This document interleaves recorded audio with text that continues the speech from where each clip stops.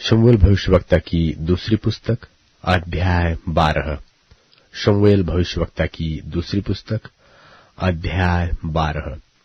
तब यहोवा ने दाऊद के पास नातान को भेजा और वह उसके पास जाकर कहने लगा, एक नगर में दो मनुष्य रहते थे, जिनमें से एक धनी और एक निर्धन था। धनी के पास तो बहुत सी भेड़ बकरियां और गाय बैल थे, परंतु निर्धन के पास भेड़ की एक छोटी बच्ची को छोड़ और कुछ भी न था, और उसको उसने मोल लेकर जिलाया था, और वह उसके यहाँ उसके बाल बच्चों के साथ ही बढ़ी थी।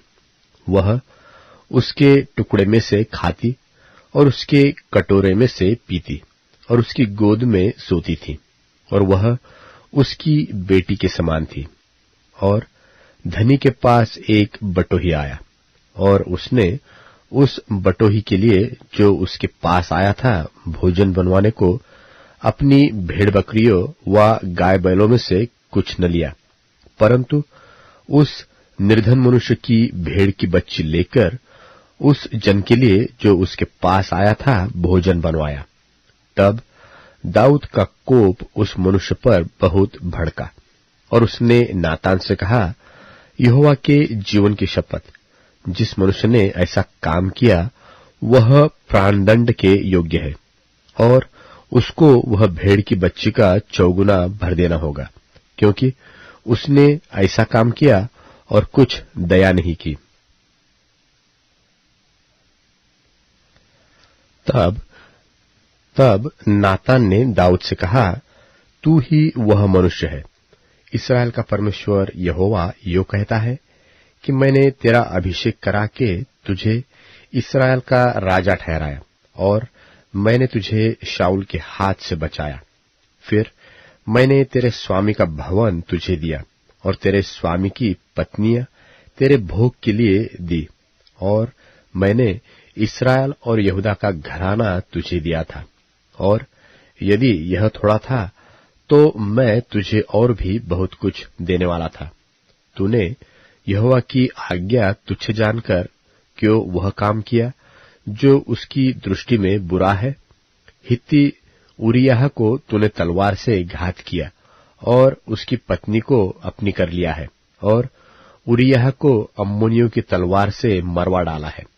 इसलिए अब तलवार तेरे घर से कभी दूर न होगी, क्योंकि तूने मुझे तुच्छ जानकर हित्ती उरिय्याह की पत्नी को अपनी पत्नी कर लिया है। यहोवा यो कहता है कि सुन, मैं तेरे घर में से विपत्ति उठाकर तुझ पर डालूंगा, और तेरी पत्नियों को तेरे सामने लेकर दूसरे को दूंगा, और वह दिन दोपहरी में तेरी पत्नियों से कुकर्म करेगा। तूने तो वह काम छिपा कर किया, पर मैं यह काम सब इस्राएलियों के सामने दिन दोपहरी कराऊंगा। तब दाऊद ने नातान से कहा, मैंने यहोवा के विरुद्ध पाप किया है। नातान ने दाऊद से कहा, यहोवा ने तेरे पाप को दूर किया है, तू न मरेगा। तो भी तूने जो इस काम के द्वारा यहोवा के शत्रुओं को तिरस्कार करने का बड़ा अवसर दिया है, इस कारण तेरा जो बेटा उत्पन्न हुआ है वह अवश्य ही मरेगा। तब नातान अपने घर चला गया। और जो बच्चा उरिय्याह की पत्नी से दाऊद के द्वारा उत्पन्न था वह यहोवा का मारा बहुत रोगी हो गया, और दाऊद उस लड़के के लिए परमेश्वर से विनती करने लगा और उपवास किया और भीतर जाकर रात भर भूमि पर पड़ा रहा। तब उसके घराने के पुरनिये उठकर उसे भूमि पर से उठाने के लिए उसके पास गए, परंतु उसने न चाहा और उनके संग रोटी न खाई। 7वें दिन बच्चा मर गया, और दाऊद के कर्मचारी उसको बच्चे के मरने का समाचार देने से डरे। उन्होंने तो कहा था कि जब तक बच्चा जीवित रहा तब तक उसने हमारे समझाने पर मन न लगाया।